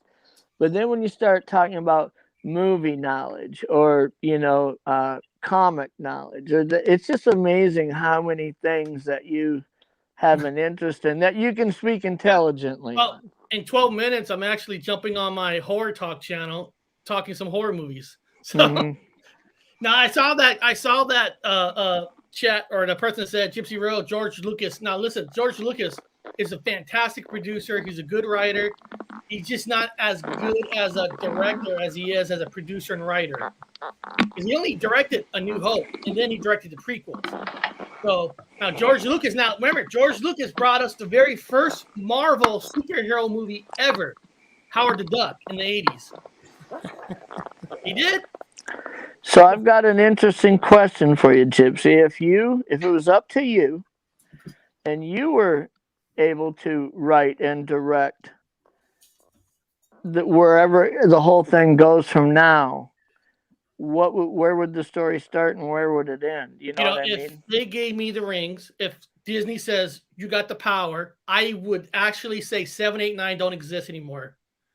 We're going to redo it. It's going to piss off a lot of people, but we're going to redo it. We're going to write a script of 7, 8, and 9, And then as I'll be the producer, I'm not going to be a director. I'll hire the right people to get the story right. Because George Lucas, when he sold to Disney, he actually wrote 7, 8, and 9. He actually had it written down. It's already written. But when they bought it, they just said, "You know what? The prequels didn't do that well. We're not going to go with your story." So they kind of backstab him in the back, where he was promised they're going to do his story. He just wasn't going to direct it or anything. So Jen says I have Robot Chicken and Family Guy Star Wars DVDs. Oh, Family Guy, Robot Chicken. They were fantastic. Yeah. Fantastic. So you do kind of a all Star I have Wars... to say is fuck Kathleen Kennedy. Well, Kathleen Kennedy is a fantastic producer, but she shouldn't be running the franchise because she doesn't know what the fuck she's doing. She hasn't a fucking the dog's fucking nods of a notion, and she's going to fuck up Indiana Jones too. And the sad thing is, when you saw Rogue One, you're like, "Holy shit, they did a great job." No, Rogue One was a good movie. I like Rogue One. Good. But the problem is, even that movie, she actually had a director who did the movie, and then she hired another director to come in to fix the things she thought that he did wrong. So, and then of course, Solo, the story about that, they fired the two brothers, the original directors. Gypsy Road. I know a fella. And then they brought in Ron Howard to fix it. So Gypsy Road. I know a fella. His name on YouTube is A Problem Man. He was, an extra. He was in the Solo movie and the other one. And he says it was that bad. Disney came to them and they made them sign non-DMs that they wouldn't talk about what went wrong on the set. Derek, I'll tell you who the real problem was. The real problem was actually the fans. The fans are the real problem. They bashed George Lucas so bad for the prequels. No, I agree with you. They battered him for 21 years. He lost his love to make any more because he was just slaughtered by everybody, the critics, the people. So he's like, I just can't make any more. So he sold it to Disney because the fans turned on him. They're the reason. The fans are the reason. Don't get me wrong, Gypsy would agree. Even the man of his money did. What did he care? He could lift the middle finger and just say, fuck off. I've sold it. I've got X number of, $1 million. Oh, he got $4 billion. And walk away. But now, it's worth more than that. Now, he got $4 billion in Disney stock, and that fucking stock went skyrocketed with Marvel movies. So that $4 billion of stock is probably worth $20 billion. So he's set for life. So don't you think that, let's just say, the right people in the right direction, in your mind, if they came out and did a Star Wars 7+ reboot, basically we're going to right the wrong, that the cult following of true Star Wars fans wouldn't flock to that. I think you're probably right. I think they would. I think if you do it correctly, if you do it right, people will come back to anything. They would. People have short memories. Last movie sucked. If they did a good one here, they'll be back. When there's a mistake made, I think people want to see it righted, Gentlemen, we have the Bat Mom in the chat. I think we should give the pretty lady a chance to talk. Hi, guys. I'm going to jump off. I got to start a live show. Do your thing. Russell, thank you for letting me jump on real quick. I heard Star Wars, and I had to jump on. Good luck with your show. Later, Gypsy Road. See you guys later, man. Take it easy, Hi. man. How's everybody doing? Good. How are you? Well, good. Here, sweetheart. I'm doing laundry. Laundry night. Jesus, I need to do that too, but I'll be putting it off. Hold on. Miss Dill just said, "Night Rustler Mokesters, we have gone off the rails. Just heard a gunshot. Gotta go. Oh. Be safe." Not good. Not good. No, I was just saying, Bat Mom, I have a little laundry to do as well, but I've been putting it off. If you know what I mean. I wish I could. But I got a whole bunch of kids, and they wear like 5 outfits a day. That throws a wrench in the machine. 5 kids, yeah. Oh, Well, I have 4. I don't have 5. I got 4. 2 teenage boys. I still feel like I'm doing more laundry than I don't get how they can. It's the same as looking at the damn sink. You know, the dishwasher needs to be emptied and filled back up. I empty the dishwasher, fill it up. I can't even. We got a big dishwasher. I can't even fit all the dirty dishes in the dishwasher, and I just did all this shit yesterday. The day before. It's like, how can they dirty 18 plates in one night? I feel you bad. My wife's doing laundry constant 24/7. My kids change 4 times a day. I change twice a day. Well, then they wash the dishes and they don't know how. They don't actually wash them. It's more like barely rinsing, and then so you got to go in it and then redo them. It's constant. They're gross. We have an expression in Northern Ireland: bloody children. Bloody children. Bloody anything in Northern Ireland, right? So how are you doing, I think there's like a space in between when you guys talk. Yeah, delay. Sorry. It's all right. How are you doing? I'm doing okay. I'm blessed. I'm definitely blessed. That's for sure. Yeah. Awesome. So I thought I'd pop on and something going on in chat, but it was just, I think, a misunderstanding. I don't know. Half the time I'm not sure what's going on chat, so I just talk a bunch of nonsense. I have a conversation with myself most of the time. It's a good time. Yeah, but if I hurt somebody's feelings, I apologize. No, it's all good. I can't imagine you hurt somebody's feelings on purpose. I mean, somebody had to. We're all friends here. Yeah, we are. Is Rick Forest of Monsters? Excuse me? Is Rick is that Forest of Monsters? Is that his name? He goes by Rick. His name is Michael. Oh, okay. Yeah, I don't ask. Don't. Yancey's like losing his shit over there. What? It's like Paulie. He's got like a couple of different aliases. That's different. Yeah, I guess it's not like Paul. Paulie has like 25 aliases, and he still adds to them every week. So. Yeah, but they're all in his head. Yeah. And then a lot of times they come out. And they're influenced aliases. Definitely. It's more of so they change. Well, I think after all the Mr. Lee 3PO Star Wars shit we just talked, he ought to get in and clear up some of it. I don't know if we left anywhere for that conversation to really. I just get lost in that because I haven't seen them all. Yeah, I kind of got lost with all the. I've seen every like Star Trek, but not Star Wars. There you go. Hey, hard times, Russell. You know, we're stealing your pop culture references away. You can have them. So, Batmom, where are you from? California. Right on. Yeah. Is that where you're now? We know how to drive, but other than that. What did she say? Where are you from, Jeff?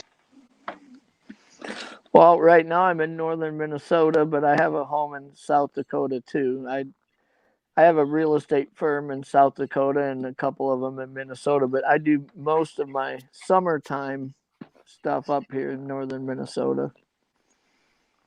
It's nice up there during the summer. Yeah, it's in the summer. It's like all these little resort towns. There's in my area. There's about 150 lakes within 50 miles of us, and every one of them's like spring break on the weekends at Lake Havasu or something. I mean, it's just crazy, you know. But then in the winter, these towns are like frozen. Ghost towns. Just the locals are around, and nobody comes to their cabins it's hard to even call them cabins when they're like $3 to $8 million homes. A lot of them are that are, 8,000 square foot and 9 bedrooms and crap. You'll have one person who, from Minneapolis or one of these bigger areas, metro areas, that is successful, and they'll build something big enough that they can entertain different friends and family members every week throughout the summer. So they don't build a home really for their family. They build a home for 3 or 4 families is what happens. Wow. Are you anywhere near Freeport, Minnesota? No. I'm up in the Park Rapids, Bemidji, Walker area, kind of the northern third, kind of right in the middle centrally. I flew in Minnesota a few years back, and you're right, man. There's water everywhere. Yeah, I used to hang out in Hastings. Yeah, Hastings is cool. Yeah. They call it the land of 10,000 lakes, and it's really not an exaggeration. If you counted up every body of water that is, let's say, 5 acres or bigger, there's easily 10,000 of them here. That's where you need to go mogs fishing up there, get on the pike and all that. I mean, every body of water up there. My buddies just kill the fish up there. Well, Mogs used to live in Wisconsin, so you did some fishing here. Yeah, I lived in Prescott, Wisconsin, which was right on the St. Croix River, and it's also it's where the confluence of the St. Croix and the Mississippi. So I fished them both, and the fishing up there is that's like I want to go back. Put it that way. I love the diversity of it because we've got like really aqua blue watered lakes that have a lot of mineral content that are deep and cold all summer, and so we have trout in them. And yet then the next lake over is a great musky lake, and there's great panfish lakes, perch, crappie, bluegills. There's smallmouth and largemouth fisheries built within the lakes that are great walleye lakes. I mean, it's just like whatever you want to go for. If it's a freshwater fish, we've got great lakes for it, No, yeah, I got my buddies up there who live in Minnesota. They actually put them on trailers and skis, and they build actually, the huts because you're up there. So they actually build these mobile houses that they drag out on the ice, and they leave them out there. Oh yeah, little ice cities. Ice cities. We've got a 26-foot long permanent fish house. It's like these new fifth wheel campers. It has a slide out on it. Get the hell out of here. 48-inch or 50-some inch TV in it. Yeah, we put our underwater cameras down, and they broadcast onto the TV. And that's ridiculous. when we go out there, we do that kind of set the kids up, or we take kids fishing, set them up in there, and they can watch movies or play games, board games while they're fishing. And as soon as everybody's set up, I grab my snowmobile, and I've got a one-man flip over that's mobile, and I grab my electric auger and my graph. I've got a Helix 9 graph.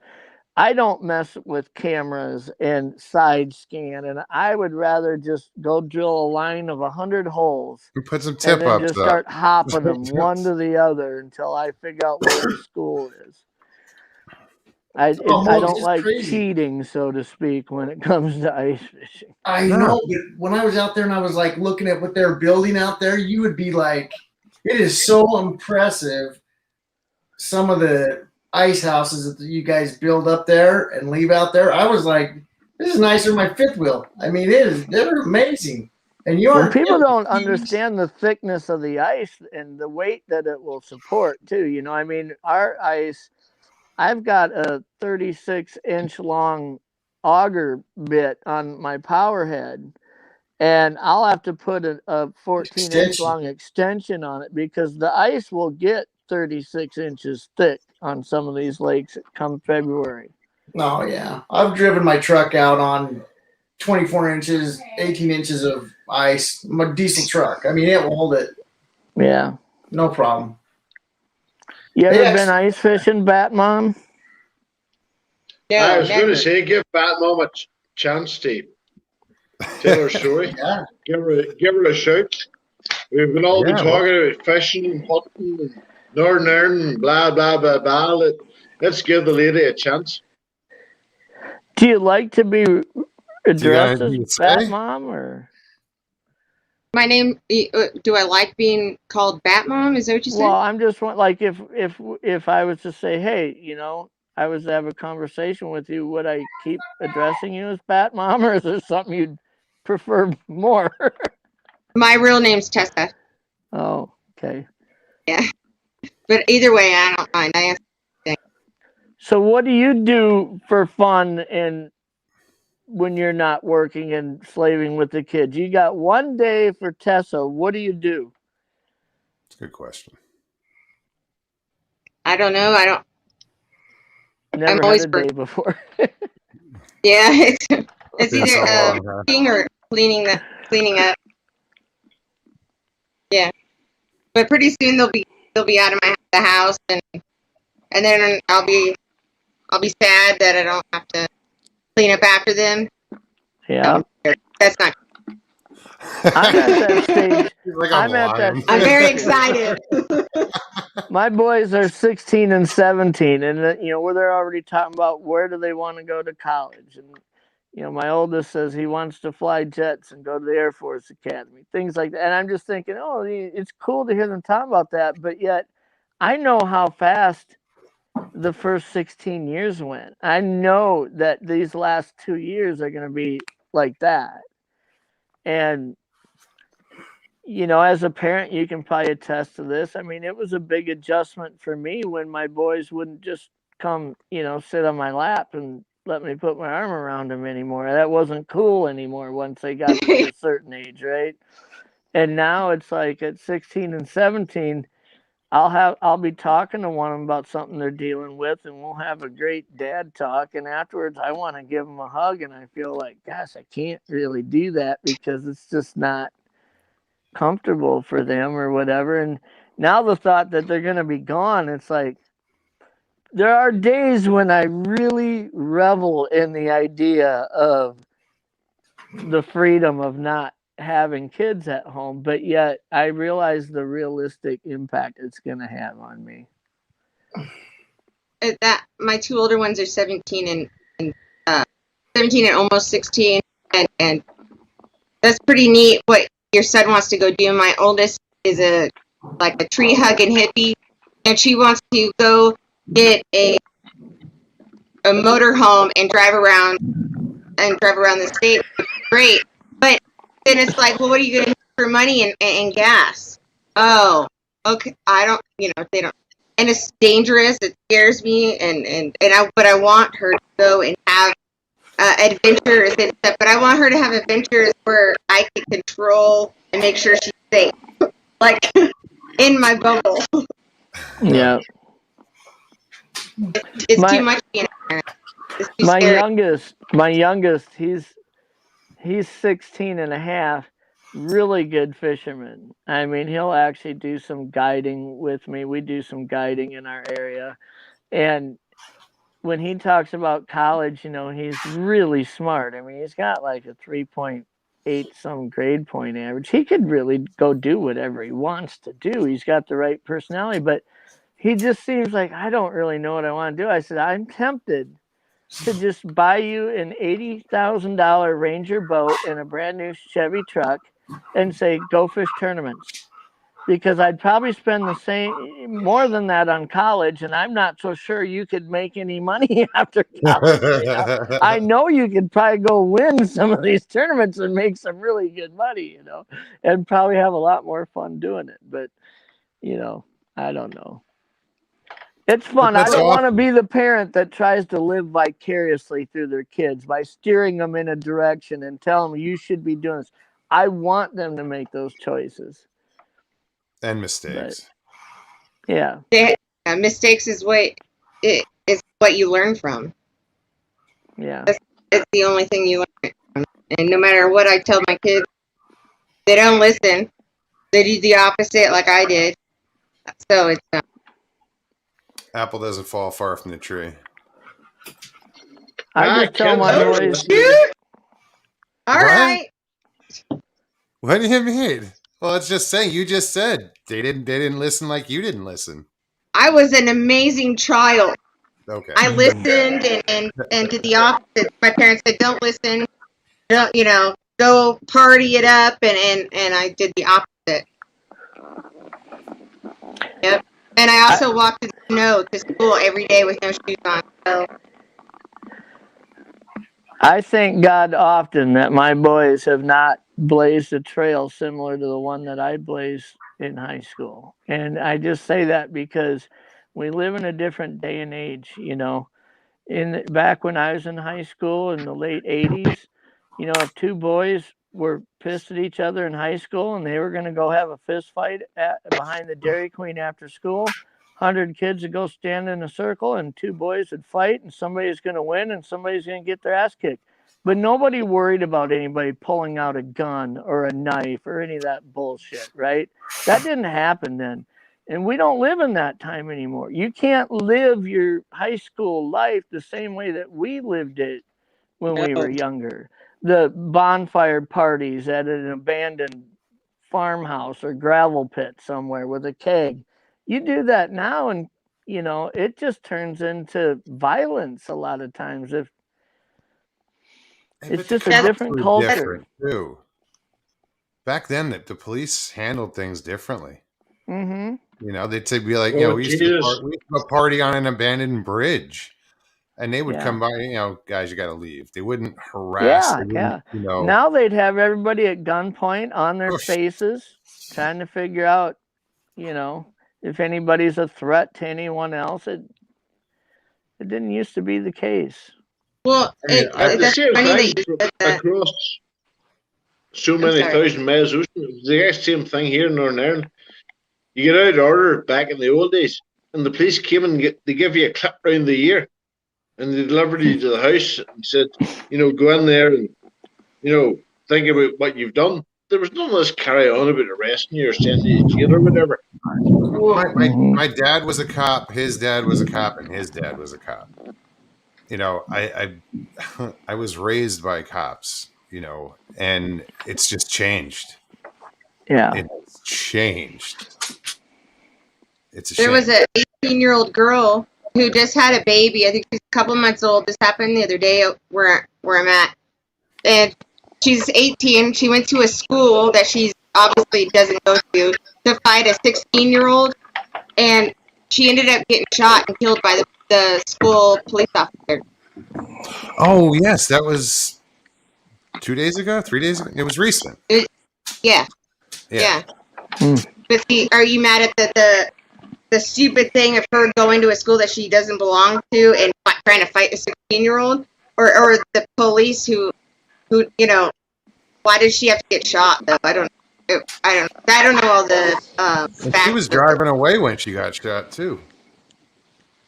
Nobody needs to get shot if they're not pointing a gun at anybody and their kids.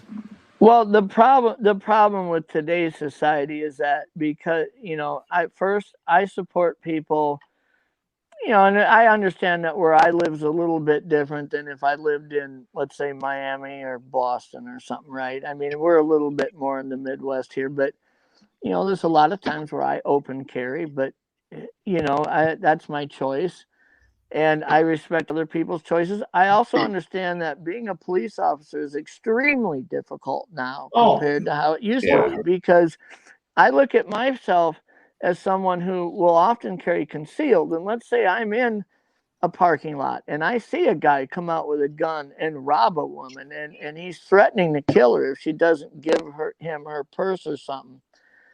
If I pull out my weapon to not only defend her, but try to eliminate this threat that is threatening her life. If a police officer shows up at that point, not knowing any background, what is he looking at really? He's looking at that's a confusing situation. Yeah. Am I the bad guy? Is he the bad guy? He has to try to assess that all in a snapshot of time and react accordingly to it. And so it's just, there's a lot of things that happen in law enforcement these days that I'm not really happy about, but here's the problem. I think the number one thing that gets good cops hurt is oftentimes bad cops that don't follow the rules, and they put a persona out there that follows police in general, and anybody who retaliates against police is often doing it against a police officer who's a hell of a good police officer, and so when people say, well, the police aren't, they don't operate correctly, well, you could be talking about 1 or maybe only 2% of them, but it's a stigma that follows the whole profession then. And then, I think like I say, the threats that they have to deal with on a daily basis, I mean, it's different now than it was 30 years ago. I think a lot of the police, though, they want, when they went in the beginning, they wanted to do good and change how people thought of policemen and do justice. And then I think they saw so much injustice that maybe a lot of them just kind of gave in and was like, screw it. Like, nothing I do is going to change anything. I think that's a lot of the times, too. Yeah. I have respect for what they do. They're doing a job. Okay. Yeah. You have to respect it. And like Phil just said something in chat. He goes, I think I can see policing in a few years being one of the highest paying jobs in America, but because no one will want to do it. Yeah. Yeah, I got a 23-year-old boy or 21-year-old boy that's thinking about going into it. And I got a brother-in-law who's a state captain. Oh, man, I got lightning cracking all over here. It's awesome. But anyways, I think it's like anything. You're going to find shit people in any profession and bad people in any profession. And I think for what those guys do out there, and I'm a big advocate of the police, and there's some bad ones out there. But I'm sorry, if you're pointing a gun at one of them, you're getting shot. Oh, absolutely. I don't care who you are. I don't care what's going on. You don't point guns at cops. Don't run. Or run. Yeah. I mean, that's just straight up my opinion. For what those guys do, and they deal with a lot of shit. But there are some bad ones. And I think I would say that, if any criminal pointed a gun at me, he's going to get shot. So why the hell wouldn't he expect that to be the case with a police officer? Yeah, I think 99% of them are good. I really do. I think politics. Cops have guns. They don't know you have a gun. Yeah, it's not like a mystery here. What's going to happen if I poke the bear? The bear's probably going to take a swipe at you. You aren't a shit in Dixie. Joe's got a point. Squatch and Cowboy says, "Don't break the law. You don't get shot." Yeah. Yeah, but sometimes it's not always the case, unfortunately. It's like Jim Carrey, in the movie Liar Liar, when his problem client calls him and says, "Yeah, I'm in jail again," and he gets on the phone and says, "I got an idea. Don't break the law, asshole." You won't find yourself in these positions. I'm with Joe, though. Honest to God, if you look at almost everybody who gets in trouble with the police, they would have just pulled over. I'm not saying that there aren't some bad deals out there. I'm just saying a lot of them, if they would have just not broken the law, listened to them, done what they were asked to do, go on your way and just be done with it. But a lot of people, I guess, are raised up different, and they're afraid, terrified of the police. And some of them can't. I mean, I get it. I understand there's probably another side of that coin, but, I'm not in a specifically high crime area, but we have it. We have gangs and stuff locally here. I mean, everywhere's got it. It's a tough profession. Everybody's like, well, why did you become a cop? Well, I saw what my dad went through as a cop, and I wasn't. Why would I put myself through that? If I saw how, what it did to him, not that it was bad, but mental health issues that cops deal with. I mean, mental health issues with some police officers after they've been in it a long time. I mean, they go into every shit call that's out there. Oh, they see some shit. Horrible thing. Yeah. Horrible things. But I'll tell you what, I'm glad when you need them. Sure. I got to bounce, you guys. But it's been fun. Thanks for having me on, Mogs. My pleasure. It's nice talking to you. You too, Jeff. The Bat Mom. Pleasure. It's good to meet you. Pleasure. It's a pleasure, gentlemen. And Mrs. Batmom. It's good to see you too. Okay, Nice to guys. see your face with the Dane. Yeah. Thanks. Take care. Good to see you guys. Have a good night. Take care, man. Now you have a laugh and you're talking about people being an asshole and shooting guns and stuff like that. Whenever I was 18, I joined the Ulster Defence Regiment. With things going on, troubles were going on more than basically. We were shooting each other left, right, and centre. I remember one night we were sitting and we took a lunch break in the middle of the night. Went to the police station. That was all right. And then we heard the rounds coming in, the bang, bang, bang, bang.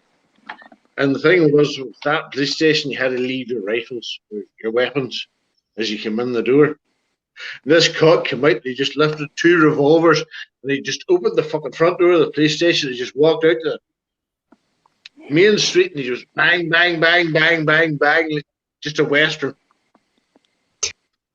Never seen anything like it in my life. I Just didn't let mean the to whole lot turn go. this into a, I don't know. Did we talk to anything cryptid today? Any Bigfoot, UFO, nothing? I think talked about in the beginning I did. As I said before, this is a chatting channel. This isn't a Bigfoot channel. This is a chatting No, channel. it is. It's anything. It's just I see sometimes in chat people get annoyed. Oh, no Bigfoot, I'm out. Well, have a good day. No, well, fuck them. Fuck them. No, I get it. I get it. I don't listen to political channels or any other shit like that. Or not that we're putting one out. I mean, but just it's about whatever comes up. Any topic. Yeah, but for fuck's sake, I sat up to 4 a.m. after 4 a.m. to listen and to participate in the chat. And I'm glad you did. I know, I'm glad I did. I enjoyed it. And I respect every person who was in the chat, either, on the screen or, in the, the chat. But, it's only a bit of fun. Yep, what he said. Absolutely. If I'm going to be brutally honest, though, Tessa, I was really expecting when you popped on, I saw Batmom, that I would see a dark cave and some pointy ears. Or you know what? I have a cape somewhere. I close everything up. I don't want people knowing. I'm sorry. That's all right. And I can't let you see me put in the code or anything because that's against policy. It's funny though, after you see somebody for so long in chat, you see a name and you have conversations week after week with people, and then all of a sudden you see their face and it's like, wow, it's so cool to put a face with a name. But a lot of times you're kind of surprised. I was surprised with Mr. Lee. When the first time I saw Mr. Lee's picture, I was like, I would have never imagined he had a big beard and all. No. Not that he shouldn't. It's just, I guess I just started drawing a mental picture based on words, But you also go by his little icon here, Yep. Yeah. Well, I'll get much for leaving. I'll get much. I thought he was the guy on the Diet Dr. Pepper commercial, and I still kind of do. So he just showed a picture, or was it live? No, I could show a picture of somebody else. Now, a couple weeks ago, he changed his avatar picture just for a moment, so everybody could see his face, and that was when everybody was like, "Whoa! Look at the beard!" And yeah, it was unexpected because you paint a picture, and everybody's picture is different. You see that little picture on the screen like I just showed, and you don't expect them to be older and You're like, oh, that's what you look like. Oh. Yeah. No. It's nice to everybody say. It kind of it puts everything together and makes you feel like you're talking to a real person. But that's kind of why I started the channel, because I was in so many chats and moderating and whatever that I was like, I want to meet these people. I want to know everybody's story, and here we are. You know, it's And you picked the perfect kind of format for a channel to be able to do that. And I like there's no drama in your shows or in your chat. It's you keep it separate with what's going on, and I like it a lot. Getting away from reality. Everybody, I want to say behaves. You know, we have an amazing group in chat. You know, these guys are family. Everybody's family here. You know, it's been that long. It's weird that I've been hanging out with people like for years now. You know, it's how quickly it goes. It's amazing. Well, are you in chat, or are you you've gotten to meet a lot of them, right? So like, but it's hard to tell because you can act a certain way and whatever you want to portray yourself as, whereas in like real life, so it's kind of it's touchy. Like you have to be careful. Oh, absolutely. There, you know, I've seen it out there. You know, people portray people they're not. You know, because it's the internet. They're hiding behind a keyboard, and you can be anybody you want to be. Yeah. You know, it's when you're. I think it was one of the things that's cool to see is like, you know, like the first time Gypsy popped on here, and there's been a lot of different channel hosts who have popped on here, and it's they'll even say sometimes they'll come on within that first or second visit, and sometimes they're just in chats and they're like, this channel's cool as shit, man. I'm a new fan, you know, because they're not used to seeing this type of let's let the convo flow where it flows, and let's invite whoever wants to come on. And even with that open format like that, if you follow the live chat versus a lot of different channels that are, you know, around 1,000 subscribers or so, what you tend to see is people will, if they have differing opinions, they tend to get real passionate about them and start arguing about them and things like that. And there's a need for moderators and whatnot. Here, I mean, you rarely see in chat anybody. I mean, if you have a different opinion or you think something somebody said was complete bullshit, they're still respectful about it. Yeah. Just don't be mean. That's all I ask. Don't be mean. There's no reason for it. You know, you just agree to disagree. You know, don't kick people out. Don't kick people out for saying what's on their mind. It's free speech, but as long as you're respectful, it makes a big difference. Yeah, exactly. And there are channels who, as soon as somebody disagrees, boom, they're off. And that's, to me, that's wrong. Yeah. But what are we at? Geez, we're at 2 hours again already. Well, I'm going to get flying. I have to, because I have a feeling that my battery's probably going to kick over on my iPad here. So, all right, Jeff. It was nice seeing you, Moggs. You too, brother. It was nice meeting our Irish friend here, Mr. Derek. Mechanics. And quite honestly, Tessa, I'm still trying to figure out how you look, how you can talk about having kids at the age they are, but yet you don't look old enough to have kids that age. So makeup. It's all in the makeup. Anyways, it was fun talking to you tonight, Mugs. You guys have a great night. All right, Jeff. Thanks. Good to meet you. Yeah. Take care. Nice to meet you. Well, Derek, I'm gonna let you get to sleep. He's sleeping already. He's asleep. Yeah, I see that. Start singing to him. Just want to poke him in the head, wake him up. All right, well, I'm going to put Derek backstage. Well, I hope he's okay. He'll fall over. Fall over eventually. But thanks for coming on tonight. Yeah. It's a little nerve-wracking. Because I've never had an experience or anything like that. Well, Crown Springs I had one, but I didn't see anything, so. Did you hear anything? Yeah. Yeah. Derek, I guess he woke up. He left.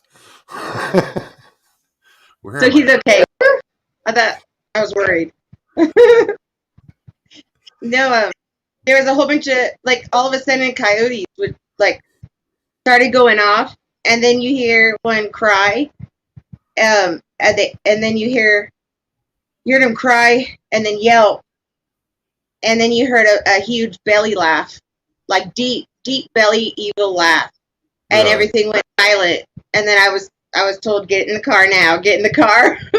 And then we just sat there for a few minutes, and then we could hear breathing, but it was the weirdest laugh. It was like Santa, kind of like a Santa laugh, and I don't know, nobody out there, I don't know if that was evil or if that was an actual something, but we called Kumbo after, and he said he had heard that laugh before.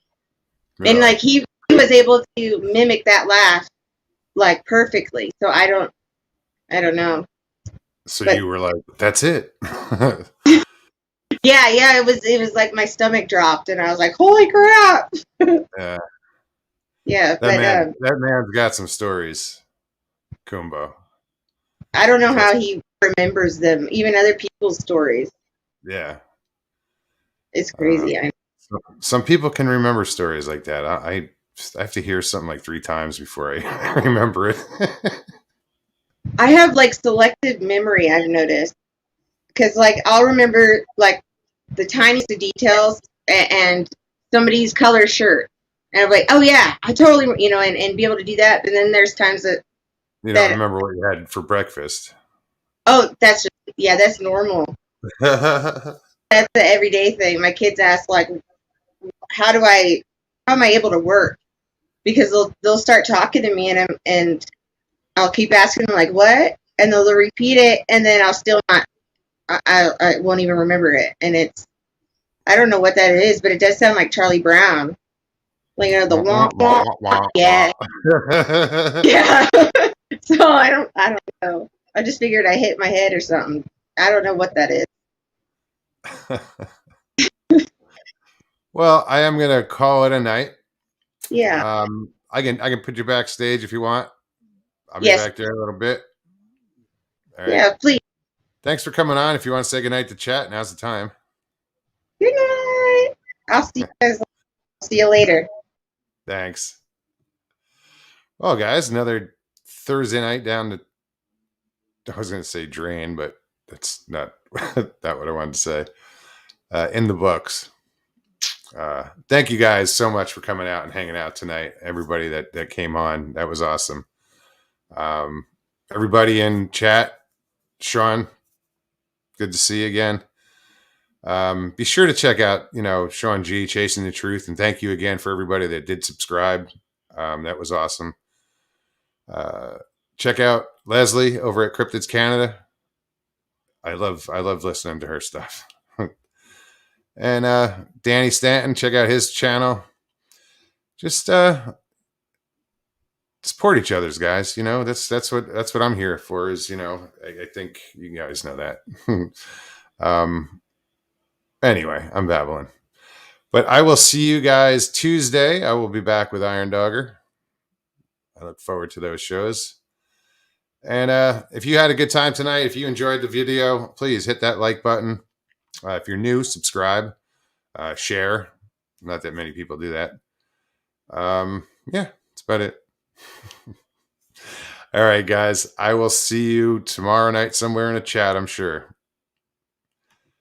You guys have an amazing night. And peace and God bless.